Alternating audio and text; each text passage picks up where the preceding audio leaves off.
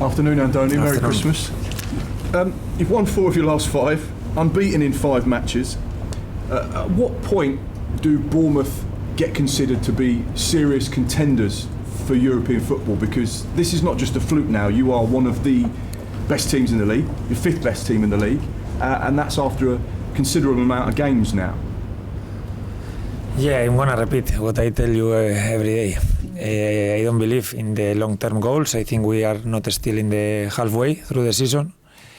I think we have another 2 games or 2 more opportunities to add to our 28. I think we have now, and we have to take it like this. For me, there is not a big difference. I don't know. If we lose the game yesterday, I think we would be 12th in the standings or 11th, or it wouldn't be a big difference.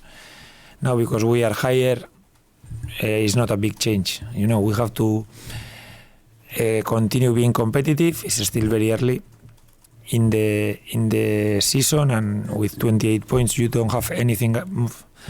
You have nothing. You still need more points even to play next year in the Premier League. So I don't think it's the moment to start looking further than Palace, Fulham at least, at most, and from my side, I'm not going to do it.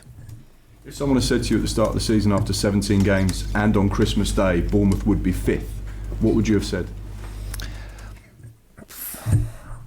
I don't know. I suppose I would be probably surprised, but because I know the level of the Premier League, but I know that this can change very quickly also, and the standings everything is super compact. We are seeing, especially this season in the Premier League, every team can win against anyone, can lose, so we have to keep being competitive, and let's see where the table puts us, not now, at the end of the season. That is what it really matters.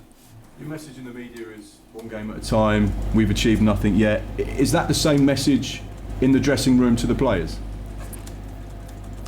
It's not the message, not to the media, to the players. It's what I believe, what I really believe. And if you ask me about how I see the things, I see it like this.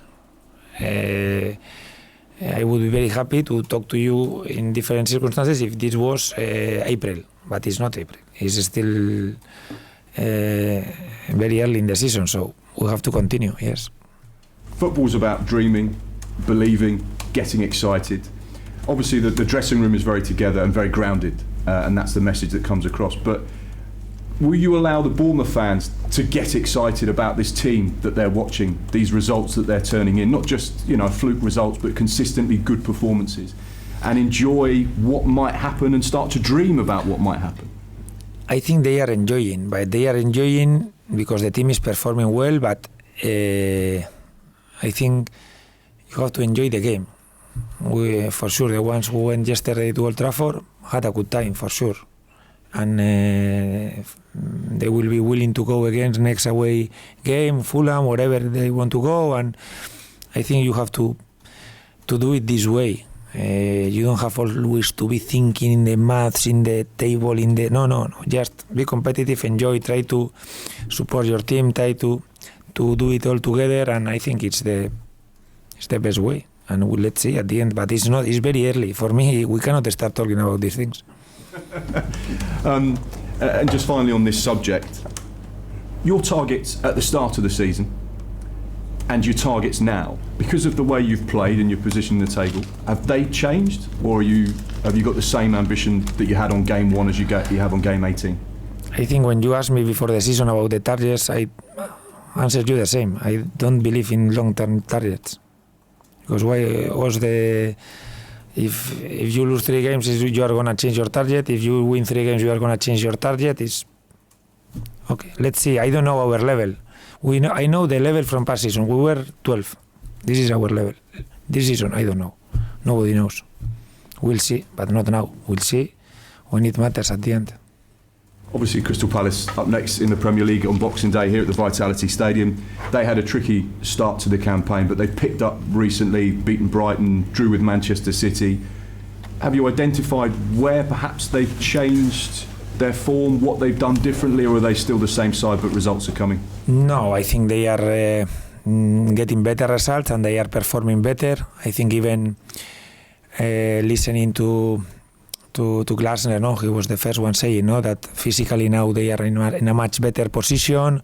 They feel more confident, and I think you can see it in the games. No, it's a team that we know even from past season. No, the level of the players they have. They had a lot of players. No, even in the England squad. They will recover for our game also Daniel Muñoz.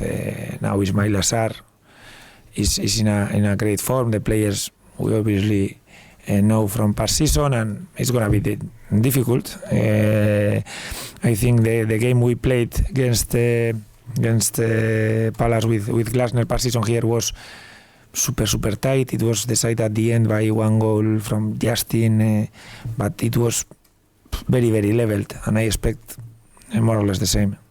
Obviously a tight turnaround between games. There's a lot of games coming up over Christmas. What's the team news ahead of the match with Crystal Palace? Have you got any question marks over players from the game at Manchester United, or are you welcoming back anyone? No, I don't expect anyone new in the squad. I hope we don't lose also nobody. It's true that some players finished with niggles from yesterday, with things that I hope they recover and they are able to help the team against Palace. But we still don't know, because today we will be assessing them and see if they can train these 2 days and be available against Palace. I think we are now quite thin numbers wise, and it's a busy period, so I'm not worried, but I think you have to be very aware, and we also take the decisions of the lineups and these things, considering every small detail in the physicality of the players. Yes. Thank you. Good luck. Thank you. Thank you. Andoni, busy time of year. Because you won at Old Trafford, will the Iraola family have a more sort of present Andoni on Christmas Day? Will you be able to enjoy it a bit more? No, at the end it's not going to change a lot. At the end we don't have 3 days this week. This is what it is. We play 3 games, so basically we'll be here every day. And probably it's going to be tougher for the staff around the club, you know? But probably they are not so directly involved as us in the football side, and they have also to come.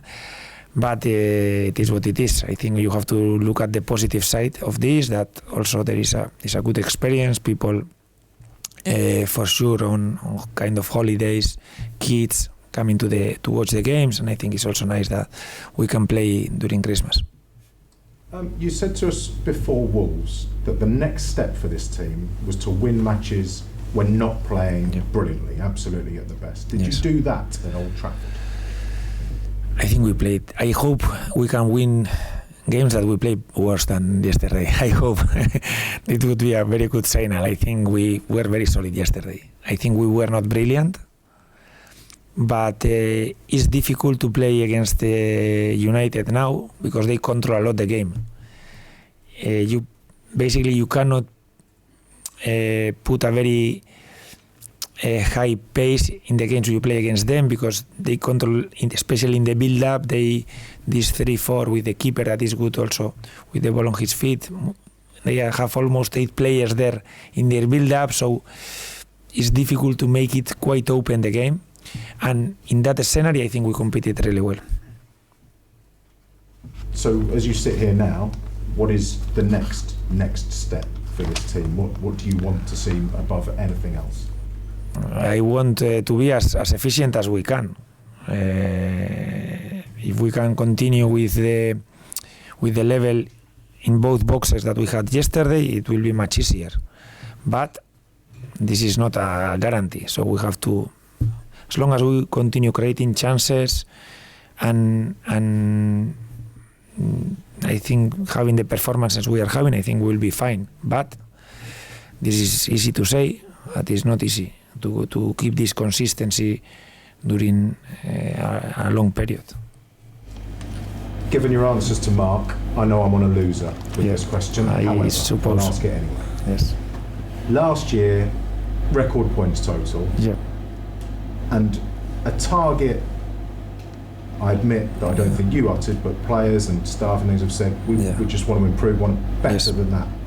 With 28 points now, you only need a point a game to better last season. Yeah. But how disappointed would you be if you only averaged a point a game from today? Past season, as you said, we started talking about what we could achieve. I think it was probably end of March or something like this, where we had a good amount of points, and we didn't decide anything. We could see, and okay, we have 8 games remaining, or I don't remember right now, but okay, maybe we can arrive. It's a good challenge. You can use it the last games of the season as a motivation side, but right now I'm gonna repeat it again. We are very far from that point. Past season we had a very good, I think, first round. Even if we didn't start, we started very bad. I think we had 25 points in the first round of games. So we were very good also. It's not like we have now 28. I hope we can make the difference more than 3 points. We have 2 more chances, but the Premier League is very difficult. It's very difficult, and we have behind us, in a matter of 1-2 games, 8 teams that are very, very good. So it changes a lot the picture if you are now 5th or you are 12th, or it's 1-2 games. Okay, I prefer to be now a little bit higher, but it's not a big difference.